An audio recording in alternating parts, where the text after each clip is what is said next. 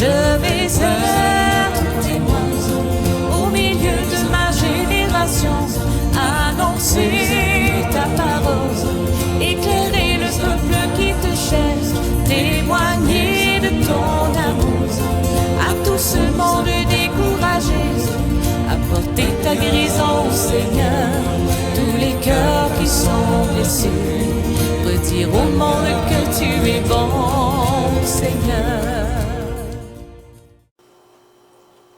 C'est bon. Alors, chers amis, je vous salue. Au nom de notre Seigneur Jésus-Christ, je vous souhaite la paix, la joie, l'amour, vraiment en abondance. Je souhaite aussi vraiment que vous puissiez être l'objet de la visitation du ciel dans votre vie, dans votre maison, et que des choses merveilleuses se fassent dans votre vie comme expérience de votre communion avec Dieu.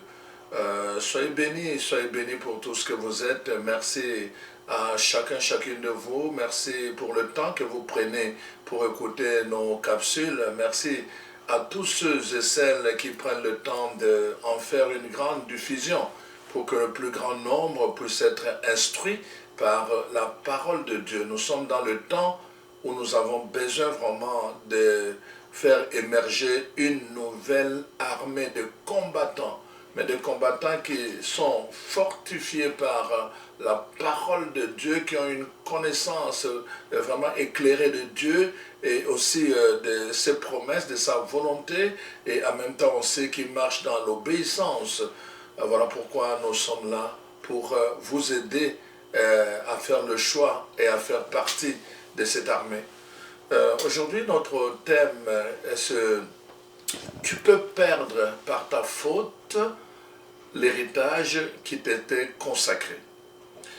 Voyez-vous, à partir du moment où nous avons accueilli Jésus-Christ, la parole de Dieu nous dit dans Galates 3, versets 26 à 29, que ceux qui ont été baptisés en Jésus-Christ sont devenus fils d'Abraham et héritiers selon la promesse.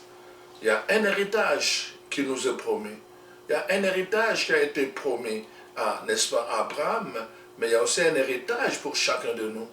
Évidemment, l'héritage final, c'est le salut éternel. Mais il y a un héritage, comme avant l'héritage final, Dieu avait, n'est-ce pas, destiné au peuple, aux enfants de Jacob, d'Israël, n'est-ce pas, un héritage qu'on appelait la terre promise. Donc il y avait des contours, qui avait un territoire bien limité. Dieu a un héritage pour toi. Dieu a préparé un héritage pour toi. Tu dois entrer dans ce projet, comme dit Jérémie 29, 11, projet de bonheur et de paix et non pas de malheur. Tu dois vraiment entrer dans cet héritage. Tu dois en prendre possession pour que ça devienne ton héritage à toi. Mais cela a un prix, bien sûr. Le premier prix, c'est l'obéissance.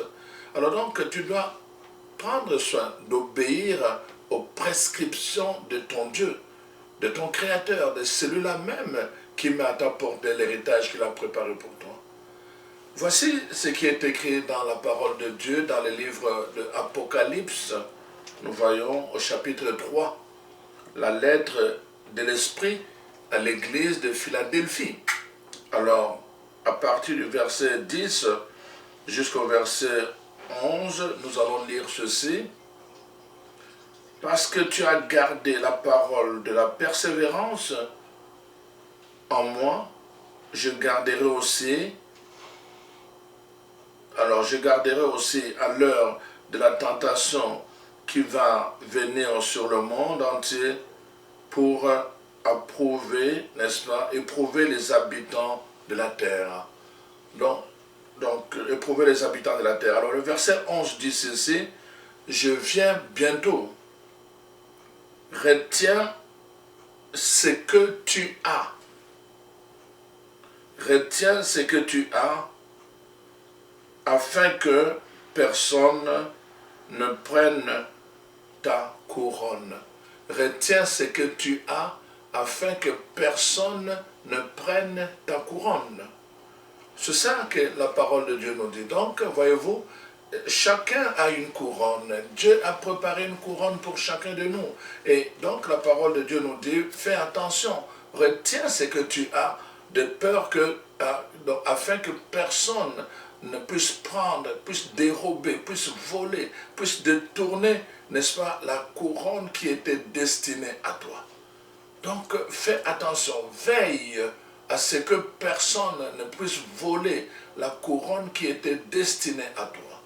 Tu peux perdre ton héritage par ta propre faute. Tu peux, par ta propre faute, perdre un héritage qui était destiné à toi. C'est le sujet que je voudrais partager avec vous aujourd'hui. Chers frères et sœurs, c'est important que nous puissions prendre conscience. La Bible nous montre que Dieu nous a créés libres. Il nous a créés libres dès le commencement. La Bible nous montre qu'à cause de cette liberté, Dieu nous laisse, n'est-ce pas, la capacité de choisir. Nous choisissons les actes que nous posons, nous choisissons les décisions que nous prenons, nous choisissons. Mais, comme dit évidemment la parole de Dieu, chaque choix a des conséquences. Nous pouvons choisir ce que nous voulons faire, mais nous n'allons pas choisir les conséquences. Les conséquences viennent par elles-mêmes. S'il y a un train qui est en train de venir et que tu calcules mal en disant je suis pressé, je vais traverser les rails, à la vitesse avec laquelle le train arrive, n'est-ce pas? Toi, tu peux prendre la décision parce que tu es libre de dire que non, moi je vais traverser rapidement le rail, à pied ou en voiture. Ça, c'est ta décision, mais les conséquences ne dépendent pas de toi. Voyez-vous? Tu ne peux pas choisir les conséquences. Tu peux te retrouver, n'est-ce pas, en plein milieu des rails et les trains passent sur toi et tu meurs définitivement. Il y a des choix que nous pouvons faire. Tu peux faire un choix de poser un geste rapide. On a vu, par exemple, des amis d'enfance juste coucher avec une fille. Et puis, paf, elle tombe enceinte. Ça, tu n'avais pas prévu cela. Et toute ta vie devient débalancée parce que tu dois assumer une responsabilité qui n'était pas prévue au départ et auquel tu n'étais pas encore bien préparé. Donc, on peut faire des choix, on peut choisir, prendre une décision, mais les conséquences, on ne les choisit pas. Les conséquences viennent souvent après et parfois ça peut nous surprendre. Voilà pourquoi Dieu nous a créés libres, mais il nous prévient en disant, on le voit dans Deutéronome, n'est-ce pas, chapitre 30, verset 20, n'est-ce pas, la parole de Dieu dit, je mets devant toi la vie et la mort, le bonheur et le malheur, la bénédiction et la malédiction. Et Dieu dit, choisis. Dieu, mais nous avons la liberté. C'est-à-dire, il y a des choses, Dieu ne nous a pas destinés pour être dans la malédiction, mais en choisissant des choses, notre style de vie, nos pratiques, la paresse dans notre vie chrétienne, nous pouvons nous retrouver dans une vie de malédiction, alors que Dieu ne nous a pas destinés à cela. Parce que nous avons fait un mauvais choix. Nous pouvons choisir le malheur comme conséquence, en fait, parce que nous avons choisi des choses. Quand nous choisissions ces choses-là, nous ne comprenions pas qu'au bout du compte, cela va entraîner comme conséquence le malheur dans notre vie. Nous pouvons choisir la mort. Je mets devant toi la vie et la mort. Donc, mais nous pouvons aussi choisir la vie, nous pouvons aussi choisir la bénédiction et nous pouvons aussi choisir le bonheur. C'est aussi un choix que nous pouvons faire.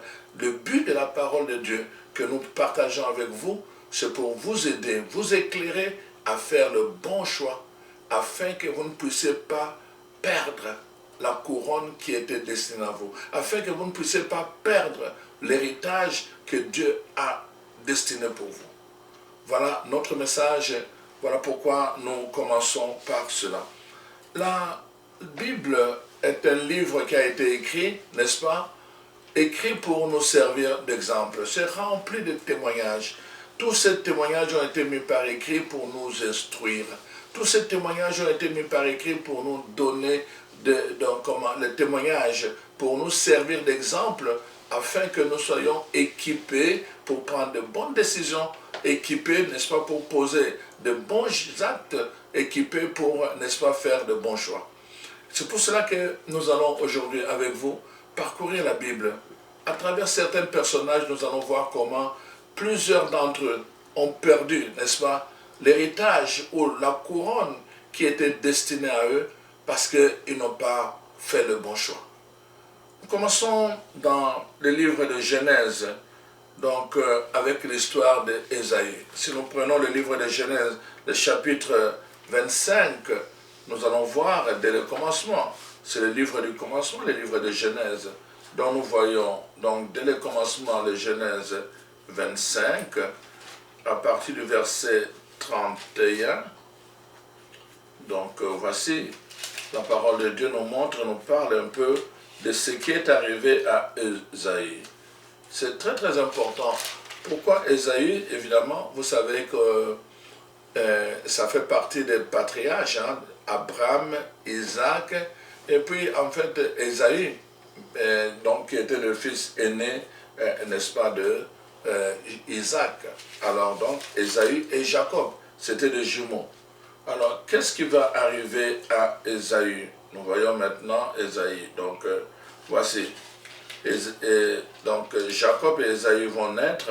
Alors nous voyons au verset...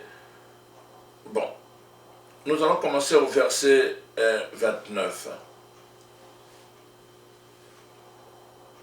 Comme Jacob faisait cuire un potage, Ésaü revint de champ, accablé de famine, et Ésaü dit à son frère, donc Jacob, « Laisse-moi, je t'en prie, manger de ce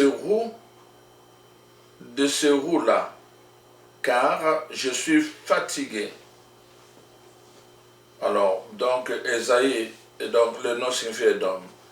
Jacob dit à Ésaü, « Vends-moi aujourd'hui ton droit d'aînesse. » Ésaü répondit, « Voici, je m'en vais mourir. À quoi me servira ce droit d'aînesse? » Et Jacob dit, « Jure-le-moi d'abord. » Et Ésaü jura et vendit son droit d'aînesse à Jacob. Alors Jacob donna à Ésaü du pain et du potage de lentilles. Il mangea, n'est-ce pas? Il but, puis il se leva et s'en alla. C'est ainsi que Ésaü méprisa le droit d'aînesse. Chers frères et sœurs, nous venons d'entendre ce petit récit. Nous sommes en train de parler de comment on peut perdre par sa propre faute, n'est-ce pas, sa couronne ou encore son héritage que Dieu nous a destiné. Et nous voyons dans la Bible, nous allons regarder plusieurs cas. Donc le premier cas, dans le livre de Genèse, le livre du commencement, nous voyons Ésaü. Donc Abraham a eu un enfant, Isaac. Isaac a eu des jumeaux, Ésaü l'aîné et Jacob le second. Selon la tradition juive de l'époque, donc quand le père mourait, il donnait la bénédiction à l'aîné. Donc tous les autres devaient se soumettre à celui qui avait reçu la bénédiction. Alors nous voyons ici donc Ésaü sait qu'il est l'aîné, parce que c'est lui qui est venu en premier. Donc il sait que la bénédiction lui revient de droit, c'est son héritage, c'est sa couronne. Voyez-vous, par ta faute tu peux le perdre, cette couronne, cet héritage. Qu'est-ce qui se passe avec Ésaü? Nous voyons, tout à l'heure, nous venons d'entendre dans ce récit, Ésaü va mépriser, il va mépriser son droit d'aînesse à cause du manger. À cause du manger. Il va mépriser son droit d'aînesse. Il va vendre son droit d'aînesse. Il va vendre son droit d'aînesse à cause du manger. Il avait faim, bien sûr. Mais est-ce que c'était pour autant qu'il devait vendre son droit d'aînesse? Quand Ésaü a posé ses gestes, il ne s'imaginait pas les conséquences dramatiques qui allaient tomber sur lui, sur sa vie, sur sa destinée, pour toujours, et que rien, ni le ciel, ni la terre, ne pourrait corriger. Donc, voilà, il a vendu son droit d'aînesse et après il a oublié. Il a continué sa vie comme il se devait. Et nous savons, la nature, n'est-ce pas, a pris en charge son choix et sa décision. La parole de Dieu nous dit quand Isaac est devenu vieux, il devait bénir le fils aîné qui était Ésaü. Il a appelé Ésaü pour lui dire, voilà, mon fils, je commence à faiblir et je te demande, si possible, va me tuer pour moi un gibier, prépare-moi un repas comme j'aime. Un repas comme j'aime, donc à mon goût, et alors seulement je te bénirai. J'aurai un enseignement à donner là-dessus. Donc la bénédiction qui va avec le repas que j'aime, que le Père aime. Alors voici, maintenant, donc, il est allé pour aller chercher ce gibier, il a tué le gibier, mais seulement comme il était allé en forêt, il est allé loin. Pendant ce temps, on connaît comment la manigance de la mère, n'est-ce pas, de Rebecca, avec, n'est-ce pas, son fils qu'elle aimait plus, Jacob. Et finalement, Jacob va venir se faufiler, il va utiliser le trucage, c'est-à-dire que l'usage du faux, pour se faire passer pour Ésaü. Et il va être béni. Il va recevoir la bénédiction d'Ésaü. Il va recevoir la bénédiction de l'aîné. Il va recevoir la bénédiction qui était réservée au premier fils. Voyez-vous? Mais qu'est-ce qui s'est passé? Même s'il y avait eu une prophétie bien avant, Ésaü lui-même a commis une erreur en vendant son droit d'aînesse, n'est-ce pas? Les choses se sont alignées pour que, n'est-ce pas, Ésaü perde la bénédiction qui était rattachée de droit à son droit d'aînesse. Et voilà pourquoi, vous voyez, l'histoire a retenu. Et dans le ciel et sur la terre, on est passé, n'est-ce pas, de Dieu d'Abraham, de Dieu d'Isaac, au lieu de dire de Dieu d'Ésaü, on est passé maintenant au Dieu de Jacob. Parce que c'est Jacob qui a reçu la bénédiction qui est passée de patriarche, Abraham, Isaac et puis Jacob. On ne parle pas de Dieu d'Ésaü. Il a perdu par sa propre faute, il a perdu un héritage, une couronne, une bénédiction qui était attachée à lui des droits à cause, n'est-ce pas, de la faim. Combien de chrétiens, à cause simplement des choses charnelles, n'est-ce pas, perdent des bénédictions qui sont attachées à leur identité de fils de Dieu, de fille de Dieu. Combien de chrétiens? Plusieurs. Et ils s'étonnent après que leur vie ne marche pas bien, de malédiction sur malédiction, n'est-ce pas, de souffrance sur souffrance, qui au commencement n'étaient pas rattachés à ça. La parole de Dieu dit quand quelqu'un a reçu Jésus-Christ, il devient une créature nouvelle. Les choses anciennes doivent s'en aller. Mais quand les choses anciennes sont toujours là, il y a un problème. Voyez-vous, un problème. On ne peut pas recevoir la bénédiction de Dieu en ayant les choses anciennes dans sa propre vie. C'est pour cela, chers frères et sœurs, l'histoire d'Ésaü doit nous faire prendre conscience, n'est-ce pas, qu'à cause du manger, plusieurs personnes ont perdu, n'est-ce pas? Tu vas voir des gens, il va aller dans un bar, il va boire à désordre, et à cause de ça, il peut perdre toute sa destinée juste en ce moment-là.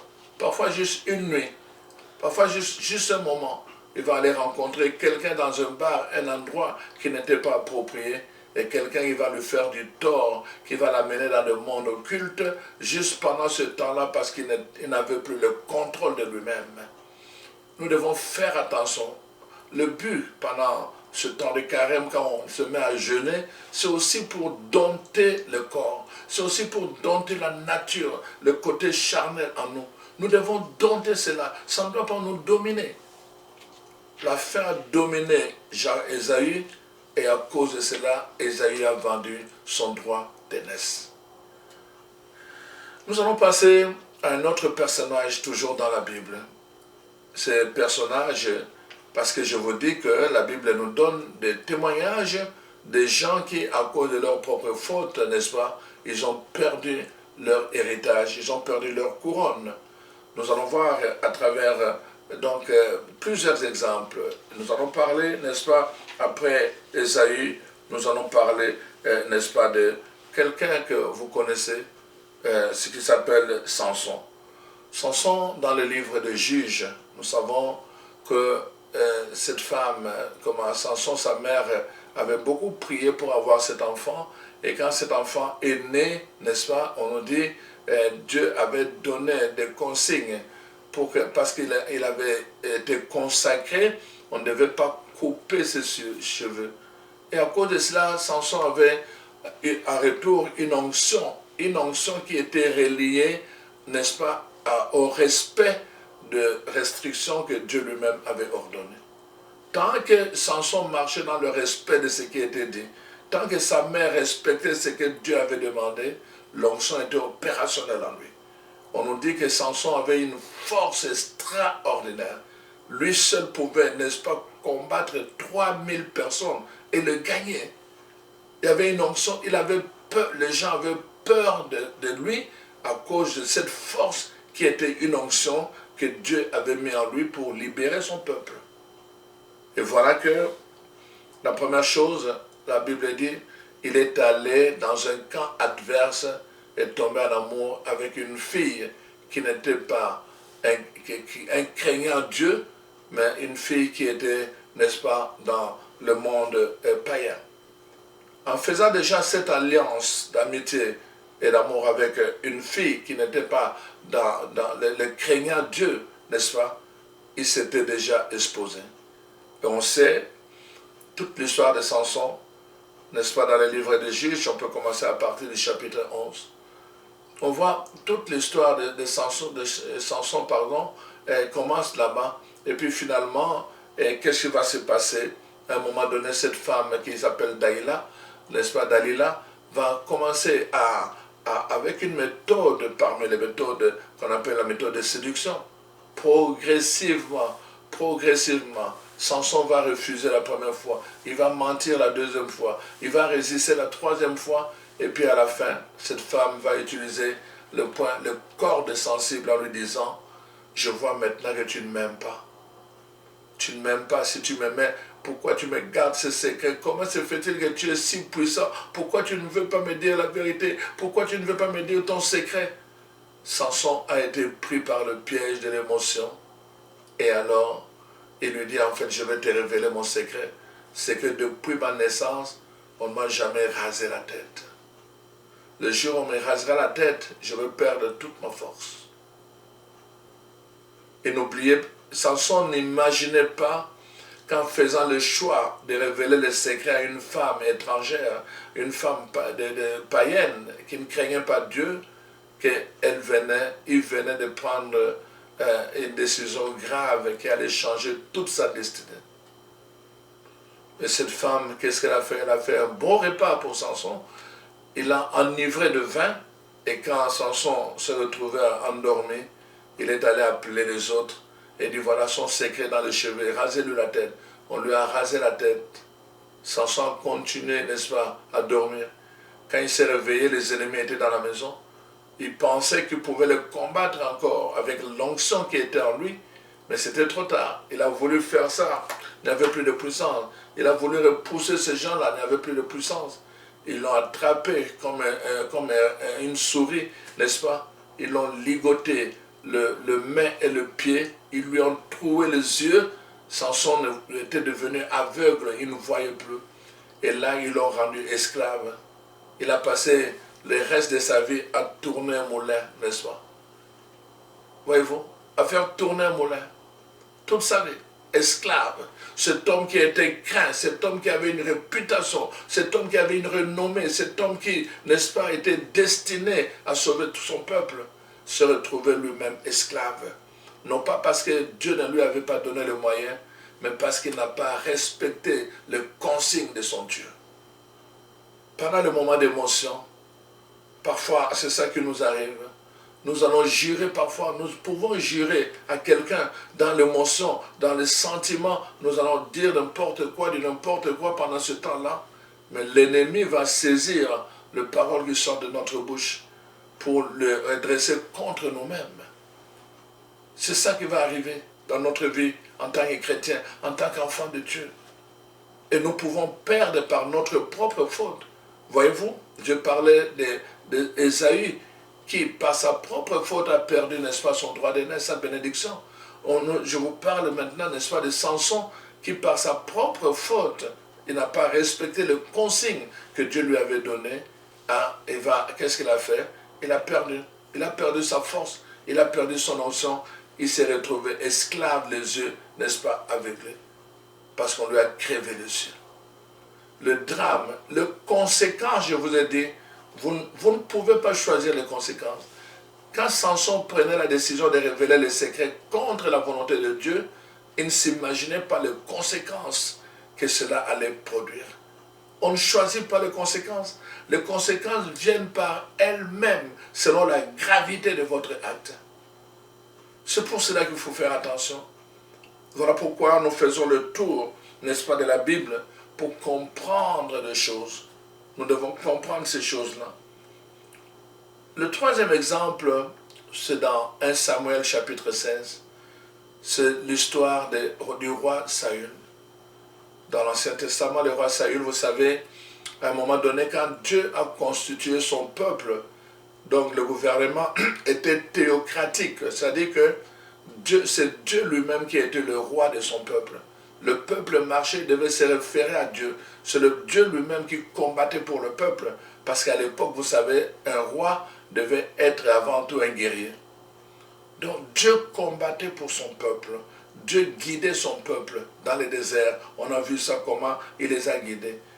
Dieu lui-même a donné des ordonnances pour qu'on puisse bâtir la maison pour lui.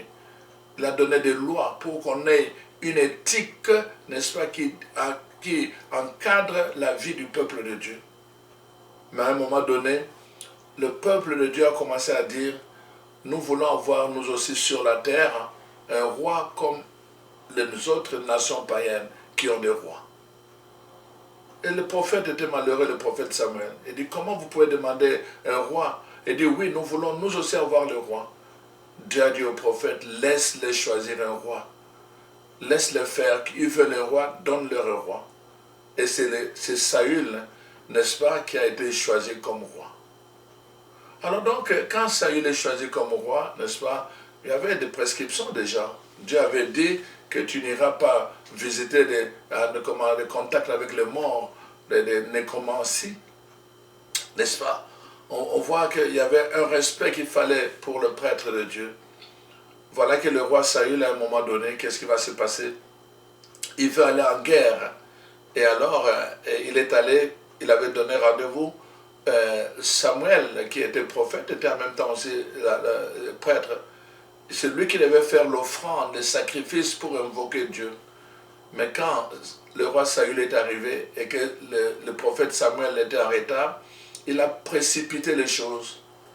Il a fait lui-même les sacrifices alors qu'il n'était pas prêtre. Il a fait des choses qui ont déplu à l'ordre de Dieu. Et en plus, il est allé consulter, n'est-ce pas, l'esprit de mort, l'esprit de Samuel. Voyez-vous? Il est allé consulter l'esprit de mort. Alors donc, Dieu va se mettre en colère et dire, je te rejette à partir de maintenant. C'est comme ça que nous connaissons l'histoire. Dieu va dire au prophète, va chercher parmi les fils de Jessé un enfant que tu vas consacrer. Et ça va être l'histoire de David. Donc nous voyons à travers ceci, le roi, d'abord, qui n'était pas le choix de Dieu, mais le choix du peuple, Dieu l'a laissé. On a permis de le consacrer. Malheureusement, le roi Saül n'a pas respecté les consignes. Il n'a pas respecté les consignes que Dieu avait établies. Donc on ne pouvait pas, il était roi, il ne pouvait pas exercer la fonction de prêtre. Il était roi, il ne pouvait pas aller consulter, n'est-ce pas, le mort.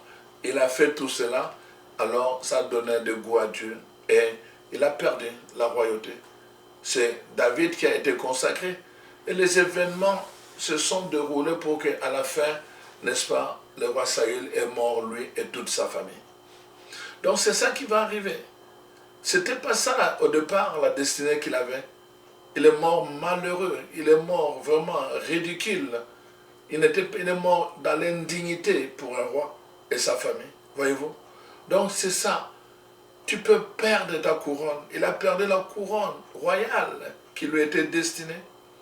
Tu peux perdre ta couronne. à cause simplement, n'est-ce pas, de la façon dont tu te comportes. C'est pour cela que tout cela est mis par écrit. Nous devons vraiment relire ces histoires pour comprendre la gravité de l'enseignement que je suis en train de donner. Le roi Saül a perdu le trône à cause de sa propre négligence, de sa propre désobéissance, n'est-ce pas, à cause de sa propre méconduite. L'Esprit de Dieu l'a quitté et l'Esprit du mal est venu, n'est-ce pas, s'emparer de lui. Nous allons développer ce thème aussi dans les enseignements et dans d'autres enseignements. Alors donc, c'est vraiment intéressant de voir comment la parole de Dieu nous donne toutes ces choses-là pour que nous sachions vraiment comment nous y prendre. Très intéressant. Je suis en train donc de vous parler du thème, n'est-ce pas, de comment on peut perdre par sa propre faute un héritage ou une couronne qui nous est destinée. On ne peut pas perdre, même si Dieu l'avait destiné pour nous, mais on peut perdre cela. Donc c'est un texte d'ailleurs qui est tiré du livre de Jérémie, chapitre 17, verset 4. Donc tu perdras par ta faute, n'est-ce pas, ton héritage. Alors donc, nous continuons à regarder les personnages qui ont perdu par leur faute leur héritage ou leur couronne. Nous venons de voir comment le roi Saül vient de perdre, n'est-ce pas, sa couronne à cause de sa propre faute. Nous allons voir aussi une autre reine, la reine Vashti. La reine Vashti, je ne sais pas si vous connaissez l'histoire de la reine Vashti, c'est dans le livre d'Esther, le premier chapitre, à partir du premier verset jusqu'au verset 15, vous avez les récits, en fait, de la reine Vashti. En fait, qu'est-ce qui se passe? C'est que, en fait, à l'époque, vous savez, le roi prenait plaisir, n'est-ce pas, à faire des festins, et pendant ces festins, le roi il étalait tout ce qu'il avait comme objet de valeur.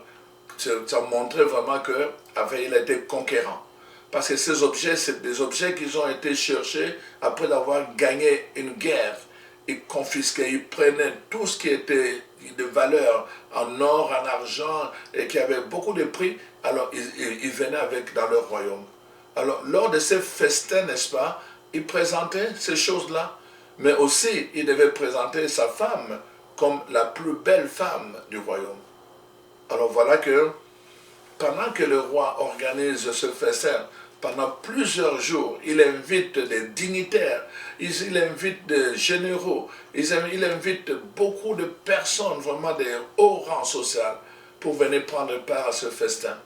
Pendant toutes ces journées-là, pendant une semaine, imaginez-vous, à la toute fin, il demande maintenant, après avoir exposé tout ce qu'il avait reçu, n'est-ce pas, comme trésor, comme chose de bien, n'est-ce pas, de haut niveau, de grande valeur. À la fin, n'est-ce pas, ce soir-là, il avait demandé qu'on aille chercher la reine Vashti, n'est-ce pas, pour pouvoir être présenté aux notables, à toutes ces personnes qui étaient là, aux dignitaires qui sont venus de partout. Quand on est allé chercher la reine Vashti, elle était là dans sa salle, avec d'autres femmes en train de leur parler. On lui dit, voilà, mets ta couronne et viens parce que le roi a besoin de toi. Elle dit, non, je ne viens pas, je suis trop occupé. Mets ta couronne, le roi a besoin de toi. Là où il y a le festin, il répond tout simplement, je ne viens pas, je suis très occupé. Alors que le roi avait annoncé l'apparition de la reine. Quand on est venu rapporter cela au roi, ça l'a peiné.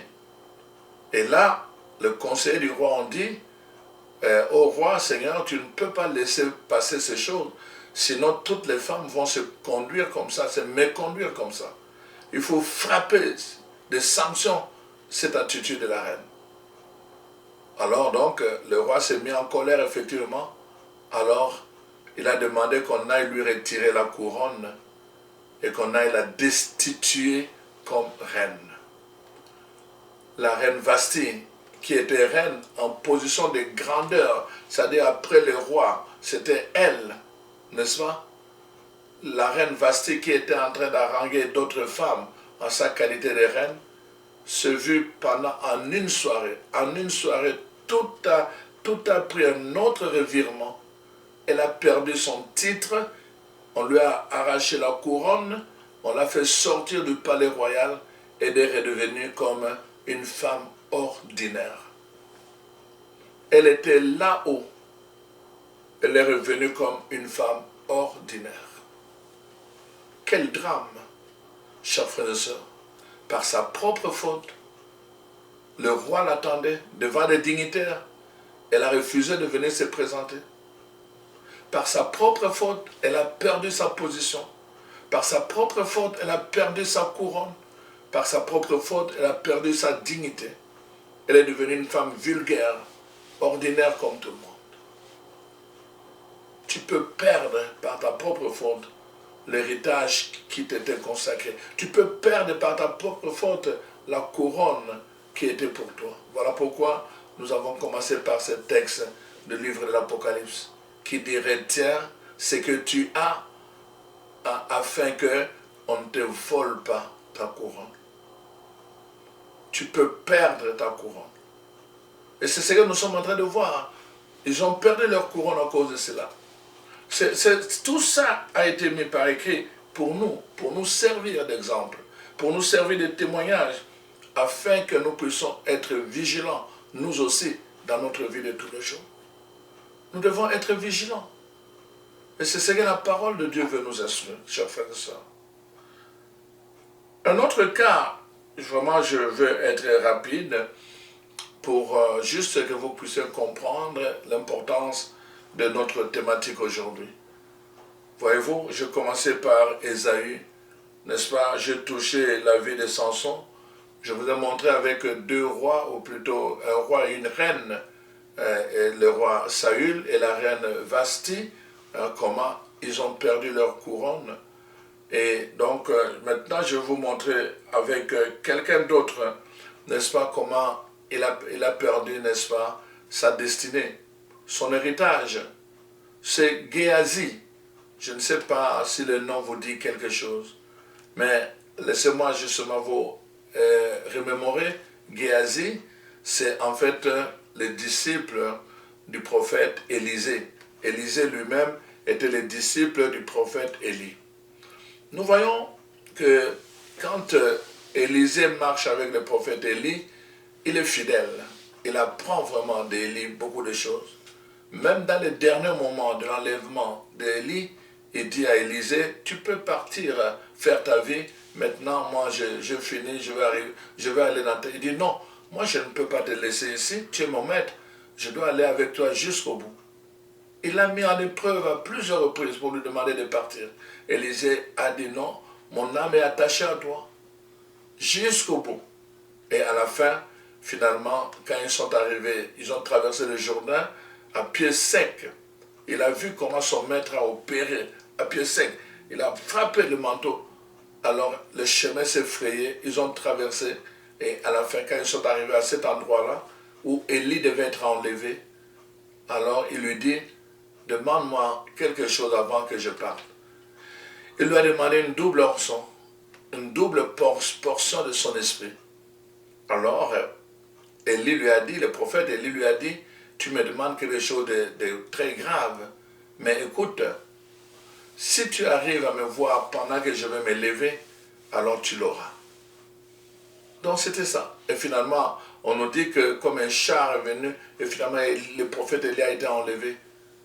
Et il a commencé à dire: mon père, et puis là, pouf, qu'est-ce qui est arrivé? Le manteau d'Élie est tombé, et il a enlevé son manteau en lui, et il a mis le manteau d'Élie. Après quelques temps, il est revenu, il est arrivé devant le Jourdain. Élisée a pris le manteau de son maître, de son père, Élie, et après il a dit: où est le Dieu d'Élie? Il a frappé. Et ce que Élie avait fait, Élisée l'a accompli de la même façon. Et il a traversé. Les 50 étudiants prophètes qui étaient là, qui ont vu ça, sont venus se prosterner devant lui parce qu'ils ont vu qu'il avait effectivement reçu l'onction de son maître. Maintenant, Élisée commence à fonctionner. Élie est enlevé. Élisée va faire beaucoup de miracles, nous le savons. Et il va avoir, n'est-ce pas, il va avoir comme disciple Géasi. Géasi n'avait pas un cœur attaché à Élisée. On va le voir dans plusieurs prises. Et c'est pour cela que l'esprit d'Élisée ne reposait pas sur lui. Il y a une fois, n'est-ce pas, il y a une femme sounanite qui était, n'est-ce pas, qui accueillait beaucoup le prophète Élisée. Et son fils, n'est-ce pas, était mort. Élisée prend son bâton, il donne à Géasi, il dit, va avec ça, prie pour qu'il retrouve la vie. Géasi est allé avec le bâton d'Élisée et il n'a pas pu faire quelque chose. Il fallait qu'Élisée lui-même revienne. Et puis finalement, il est monté dans la chambre haute et finalement, n'est-ce pas, il a ressuscité cet enfant-là. Alors, ce que je suis en train de vous dire maintenant, qu'est-ce qui va se passer? Un jour, un général syrien qu'on appelle Naaman va venir en Samarie pour venir rencontrer le prophète Élisée. On lui avait dit que ce prophète-là est capable de guérir les gens. Il est venu parce qu'il était vraiment couvert de lèpre. Alors voilà que finalement, qu'est-ce qui va se passer? Et puis il vient, quand Élisée va lui dire, va te jeter 7 fois, plonge 7 fois dans le Jourdain, le général se met en colère. Il dit, mais pourquoi il me demande ça? Est-ce qu'il n'y a pas de rivière chez nous pour que je puisse venir ici uniquement pour me plonger dans le Jourdain? Il s'est mis en colère. C'est les gens qui l'ont accompagné, ses esclaves, ses serviteurs, ont commencé à les raisonner. Il dit, mais s'il t'avait demandé quelque chose de difficile, est-ce que tu l'aurais fait? Il dit, bien sûr que oui. Mais alors, il te demande quelque chose de facile, pourquoi tu ne veux pas faire?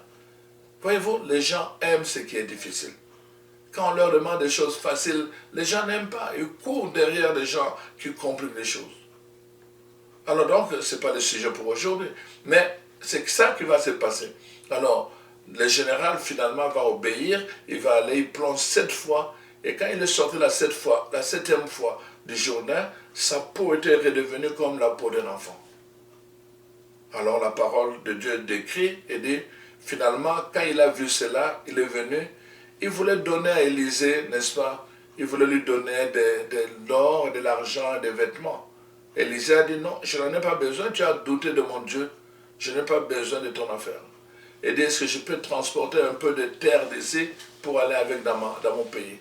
Il a pris un peu de terre, n'est-ce pas, de Samarie, et il l'a mis dans le char. Et quand il s'est en allé, n'est-ce pas, voilà que Géasi, qui était avec Élisée dans la maison, va sortir. Il va poursuivre le général Naaman. Quand le général Naaman a vu Géasi en train de courir, il dit à ses serviteurs, arrêtez. Il dit, qu'est-ce qu'il y a? Il va mentir que mon maître Élisée m'a envoyé vous demander si vous pouvez lui donner quelque chose pour aider les gens. Il lui a donné des couvertures, il lui a donné beaucoup de choses. Alors après, eux ils sont partis. Géasi a pris toutes ces choses, il est allé mettre chez lui, dans la maison, chez lui, et après il est revenu chez Élisée. Élisée lui pose la question, d'où viens-tu? Il dit, oh non, j'étais juste ici en train de faire le tour. Élisée lui dit, tu penses que mon esprit ne t'a pas vu quand tu demandais les choses au général Naaman? Alors, parce que tu as fait cela, maintenant la lèpre qui avait quitté son corps va frapper toi et ta famille. Et c'est comme ça que finit l'histoire de Géasi. Vous n'entendrez plus jamais parler de Géasi après. Géasi finit par la malédiction.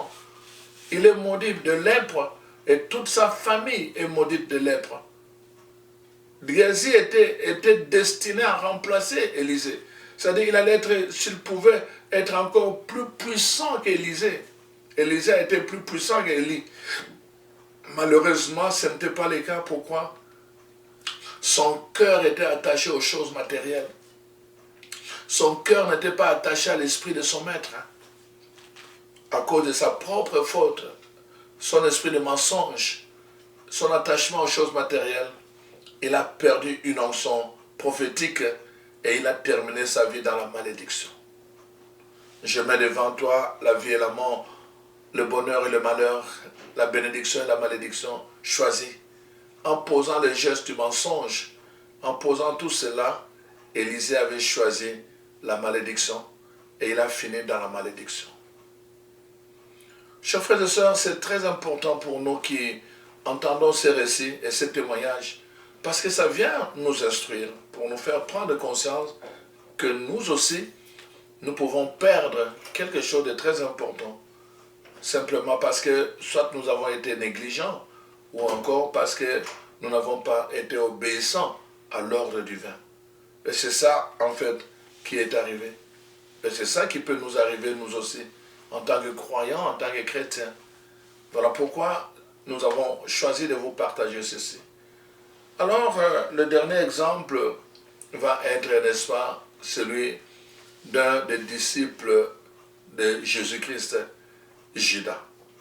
Voyez-vous, Judas était l'un de 12 apôtres, ceux-là même que Jésus lui-même avait choisis. Il marchait avec lui. Pendant 3 ans, il les a instruits sur les secrets du royaume. Il les a instruits pour continuer sa mission sur la terre. Il les a préparés à être les ambassadeurs de cette mission. Alors donc, pendant 3 ans, c'est ça que Jésus a fait avec ses apôtres. Et la parole de Dieu nous dit, dans des détails bien sûr qui sont donnés, que Judas, lui, était attaché à l'argent. Il était attaché à l'argent. On voit par exemple, quand une femme vient pour demander que la femme, Marie Magdala, quand il va briser, n'est-ce pas, comme son parfum, son flacon de parfum pour oindre le corps de Jésus, n'est-ce pas, Judas va dire, mais pourquoi il a gaspillé ce parfum? On aurait pu vendre et aider les pauvres. En fait, les commentaires, c'est que dans son idée, ce n'était pas vraiment d'aider les pauvres, mais c'était de garder l'argent, comme il était évidemment l'économe du groupe. Voyez-vous, cet attachement à l'argent lui a coûté cher. On voit que jusqu'à la fin, finalement, à un moment donné, quand le chef des prêtres cherchait comment arrêter Jésus, il n'arrivait pas. Et lui est allé leur proposer, si vous me donnez de l'argent, je peux vous montrer comment l'arrêter. On lui a donné de l'argent. Et finalement, il dit, celui à qui je donnerai les baisers, c'est celui-là. Les soldats sont arrivés, il est allé donner les baisers à Jésus. Et Jésus lui a dit, c'est par le baiser que tu me trahis. Et on voit finalement, effectivement, la trahison va avoir lieu. Jésus va être arrêté, il va être bafoué, n'est-ce pas, jugé, et finalement, il va être crucifié. Quand Judas va apprendre cela, que Jésus a été crucifié, il ne s'y attendait pas. Judas ne pensait vraiment pas qu'en trahissant Jésus, ça finirait comme ça, de façon dramatique, comme ça finit sur le mont de Golgotha. Il ne pensait pas. Quand il a appris tout cela, n'est-ce pas, il a été troublé dans les profondeurs de son cœur.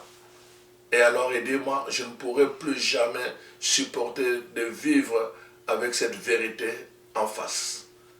Il a choisi d'aller se suicider. Il a choisi d'aller se donner la mort. Il était destiné à être parmi les apôtres, les ambassadeurs de Jésus-Christ, les gens qui allaient continuer à parler avec puissance, n'est-ce pas, de continuer l'œuvre de Jésus sur la terre. Malheureusement, il a manqué le coup. Il a fait un mauvais choix et il a mal fini en se donnant la mort. Je mets devant toi la vie et la mort, choisis. En choisissant l'argent, n'est-ce pas, Judas avait choisi la mort. Voyez-vous, chers frères et sœurs, ce que je voulais vous donner, c'est vraiment cela. Donc, c'est très très important que nous prenions conscience de ces choses-là. Dieu veut notre bonheur. Dieu veut vraiment que nous puissions grandir en sa présence. Il veut nous assurer lui-même la protection. Il est dit, quand 1000 tombent à notre côté ou 10 000 à notre droite, lui-même nous assure la protection. Mais il y a une condition, toujours de conditions. Il y a toujours des conditions. Nous devons marcher dans l'obéissance. Nous devons marcher dans l'obéissance. Chaque fois que nous prenons le chemin de la désobéissance, n'est-ce pas? Alors nous perdons la couronne, nous perdons l'héritage qui était destiné pour nous. Voilà le message d'aujourd'hui, chers frères et sœurs, que je voulais vous partager pour que vous puissiez faire attention. Comme l'a dit le texte de l'Apocalypse, prends garde, n'est-ce pas, Retiens ce que tu as, afin que personne ne puisse te prendre ta couronne. Ces gens n'ont pas retenu ce qu'ils avaient. À cause, n'est-ce pas, nous avons vu, du manger, à cause de la colère, à cause de la désobéissance, n'est-ce pas, à cause, n'est-ce pas, de l'argent. Nous voyons comment tous ces gens ont fini mal. Ils n'ont pas fini comme Dieu le voulait. Ils ont fini mal. Et ils ont perdu leur couronne, ils ont perdu leur héritage, ils l'ont perdu à cause de leur propre faute. Je t'invite, mon frère, ma soeur, à faire un examen de toi-même pour que tu réalises, n'est-ce pas, que tu réalises ce qui peut arriver dans ta propre vie. Ce qui peut arriver dans ta propre vie. Vous savez, je raconte, pour terminer, l'histoire d'un, n'est-ce pas, d'un chien qu'on voulait faire roi. Les animaux étaient fatigués, je termine avec cette histoire. Les animaux étaient fatigués, n'est-ce pas, à être tout le temps chassés par les humains. Et là, ils ont dit, et ils ont fait comme une sorte de conférence nationale des animaux, et ils ont dit, nous devons nous choisir un chef. Parce que le chef pourra nous protéger, il pourra nous avertir, il pourra nous protéger quand les hommes vont venir faire la chasse, nous pourrons être en sécurité. Ils ont commencé à proposer le nom. Et dit, ben écoutez, on va prendre les lions, comme ça les hommes vont avoir peur de lui. Il y a quelqu'un qui dit là, mais les lions nous font peur aussi, parce qu'ils nous mangent. Non, pas les lions. On a commencé à éliminer, à éliminer, à éliminer. Et finalement, on est tombé, n'est-ce pas, sur le chien. Quelqu'un dit, mais comment les chiens? Les chiens viennent à la chasse avec les hommes. Il dit, mais bien sûr, oui. Mais à cause de cela, nous allons le convaincre. S'il est prêt vraiment à abandonner cela, n'est-ce pas? Et comment? Ah, mais qui mange nos os? C'est les chiens. Oui, mais on va le convaincre. Pourquoi nous choisissons les chiens? Parce qu'ils vivent avec les hommes. Quand les humains vont programmer de venir à la chasse, alors eux, les chiens viendront nous avertir à l'avance et on va prendre les dispositions. Tout le monde se met d'accord. Il y avait un animal qui n'était pas d'accord avec. Il dit, moi je ne crois pas aux chiens. Je ne crois pas à la sincérité du chien. Bon, mais il a gardé ça dans son cœur. On invite les chiens, tous les animaux étaient là. On dit, voilà, on veut faire de toi notre roi. Mais tu dois nous promettre, à partir de maintenant, que tu ne vas plus t'associer aux humains. Deuxièmement, que tu ne vas plus manger les os des animaux. Et dit, oh, je vous promets du soir comme ça. Voilà. Alors, finalement, on a donné rendez-vous un samedi. Ça va être samedi après-midi, on va l'introniser. Il faudra que tu viennes. Alors donc, samedi après-midi, le chien a trouvé un moyen. Il s'est emparé du village et puis il est allé en forêt rejoindre les autres animaux. Et arrive donc une grande célébration. On avait fait comme une sorte de trône et on a mis les chiens dessus. Alors là, on dit, c'est l'éléphant qui va lui mettre la couronne sur la tête et à partir de là, on va dire, c'est toi le roi, c'est toi le roi, c'est toi notre roi. Voilà que, bon, on prépare une couronne, l'éléphant prend la couronne. Pendant que l'éléphant avance, vous connaissez, vous savez comment l'éléphant marche majestueusement. L'éléphant avançait avec la couronne majestueusement pour aller vers le chien, majestueusement. Et finalement, il soulève la couronne et il regarde l'assemblée des animaux pour leur dire, voici votre roi. Alors, pendant ce temps, il descend la couronne. Quand il descend la couronne descend sur la chaise. Le chien n'y était plus. Mais tout le monde s'est dit, oh, mais qu'est-ce qui se passe? Qu'est-ce qui s'est passé? Pendant ce temps-là, l'animal là, la gazelle, qui ne croyait pas à la sincérité du chien, est allé chercher un os. Pendant qu'on a préparé tout, il brandissait ça. Il brandissait, le chien avait perdu de mémoire qu'il était là pour l'intronisation. Toute son attention était sur l'os. Et alors, voyez-vous, quand on voulait lui mettre la couronne, la gazelle a brandi l'os en l'air. Le chien qui était sur le trône a sauté pour aller attraper l'os. Et on l'a attrapé en flagrant délit avec l'os dans la bouche, dans la gueule. C'est comme ça que le chien n'est plus devenu roi. Tu peux perdre ta couronne, tu peux perdre ton héritage par ta propre faute. Je pense que la question que nous pouvons nous poser à la fin de cet enseignement, qu'est-ce qui qu'est-ce qui nous distrait de notre héritage? Qu'est-ce qui a le pouvoir de nous distraire dans notre vie? Que ce soit sur le plan charnel, ça peut être sur le plan du désir, sur le plan des ambitions, sur le plan même, n'est-ce pas, du regard par rapport aux autres, sur le plan même de la compréhension de notre héritage. Qu'est-ce qui peut avoir une influence jusqu'à nous faire perdre notre couronne, notre héritage? Voyez-vous, pour le chien, c'est l'os. L'os a une grande influence. Ça a une grande influence pour faire perdre, n'est-ce pas, l'héritage du chien. Nous voyons pour Ésaü, n'est-ce pas, c'est la nourriture. La nourriture a eu une grande influence pendant qu'il avait faim et pour lui faire perdre son héritage. Nous voyons, n'est-ce pas, pour l'autre roi, c'est la têtueuse, la désobéissance. Voyez-vous, elle était têtue, Vasti. Et à cause de cela, donc nous pouvons nous poser cette question. Qu'est-ce qui a le pouvoir sur nous? Qu'est-ce qui exerce un tel pouvoir jusqu'à nous faire perdre notre héritage? Et quand nous comprenons cela, nous devons soumettre cette chose-là, n'est-ce pas, à l'autorité de Jésus-Christ. Alors je prie Dieu vraiment qu'il puisse vous visiter en ce temps. Il a tellement de choses à nous donner. Son projet est un projet de bonheur et de paix. Qu'il vous fasse entrer, n'est-ce pas, dans cette révélation de son projet. Pour que, en toutes circonstances, vous puissiez choisir la vie, le bonheur et la bénédiction. Et comme dit l'apôtre Paul, que vous aussi vous puissiez dire, ni la mort, ni la persécution, ni la faim, ni le dénuement, rien ne pourra me séparer de l'amour du Christ. Rien ne pourra me séparer de mon héritage. Rien ne pourra me séparer de ma couronne. Que le Saint-Esprit vous fortifie puissamment dans votre être intérieur pour que votre oui soit toujours Amen. Au nom de Jésus, soyez bénis.